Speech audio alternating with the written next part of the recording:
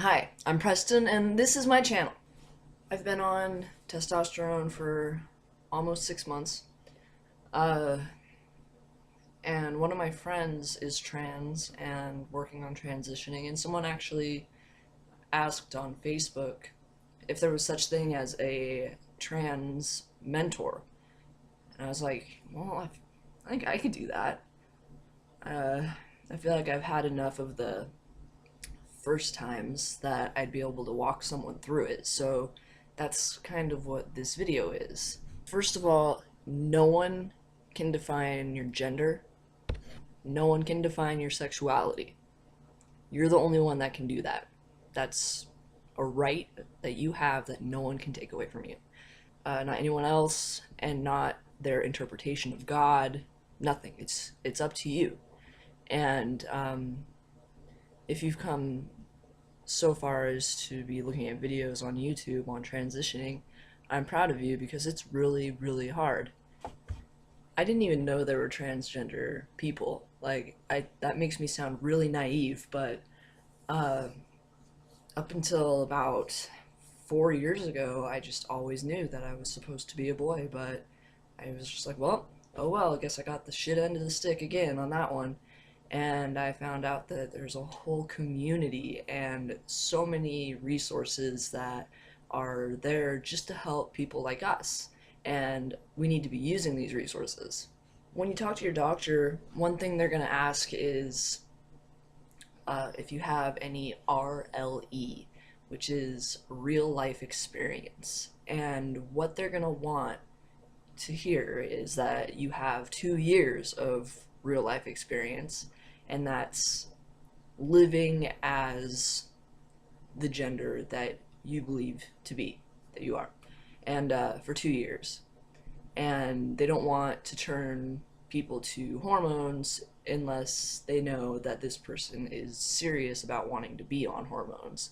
So it can really suck, but at the same time, I agree with it. Um, I had about 3 years of RLE before I actually started testosterone. One question that I get asked a lot is like, how does it affect your sex drive? And, well, for example, my therapist said, I always wondered about FTMs. I imagine that being on testosterone, it would make you want to jump on anything that walks.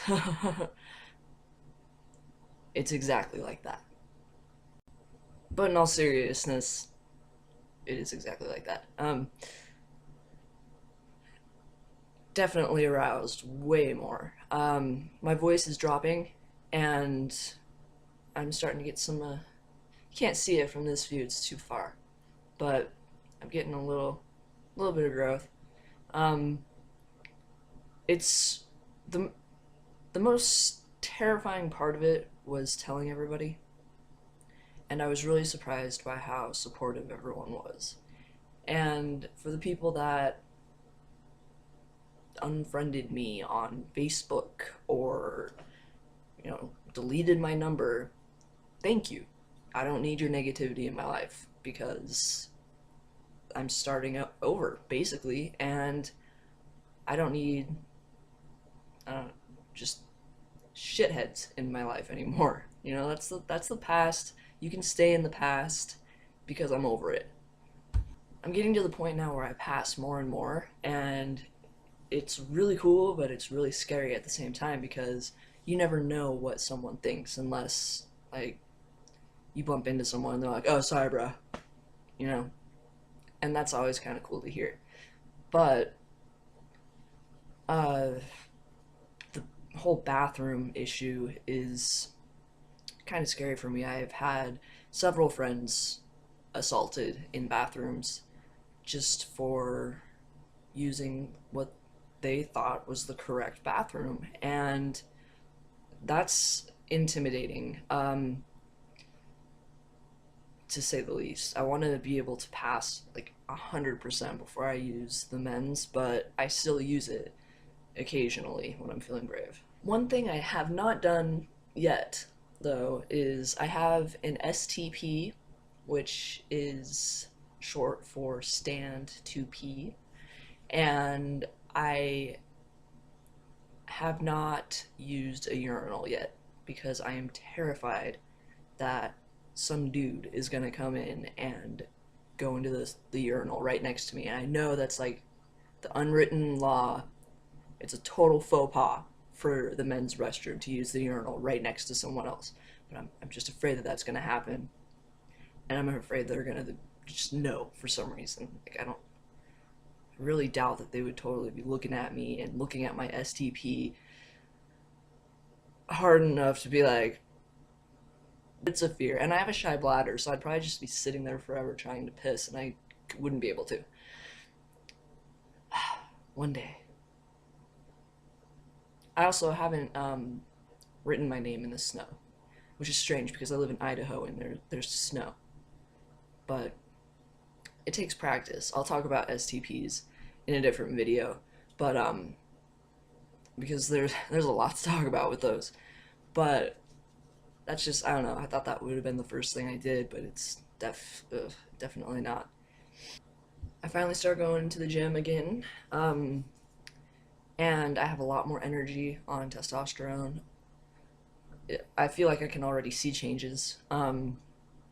It's a really great feeling, and I know that it feels like the road to getting on testosterone is so long, and sometimes it is. And that was really hard for me. It took a really long time for me to find a doctor's office that would help me um, continue to discover who I am. But another thing that's really important is that you know that the effects aren't going to happen overnight. And as much as I would like to say that I didn't, I totally thought that that's what was going to happen. Like, I thought that within 2 weeks, I was going to be shaving and I was going to have like this hella deep voice and all this. And it doesn't work like that. Sometimes it works like that for people. I mean, my voice cracks all the time, just cracked a little bit just then. But sometimes it happens really fast. But I mean, if you're gonna start testosterone, keep it in your mind that it's gonna take time, and that's okay. I mean, how long have you waited up until this point? You can wait a few months. It'll be okay.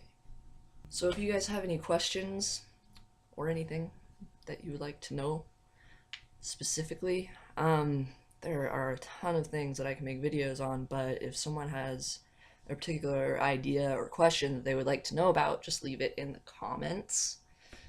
Until then, I'm Preston. I hope you guys are good. Stay safe.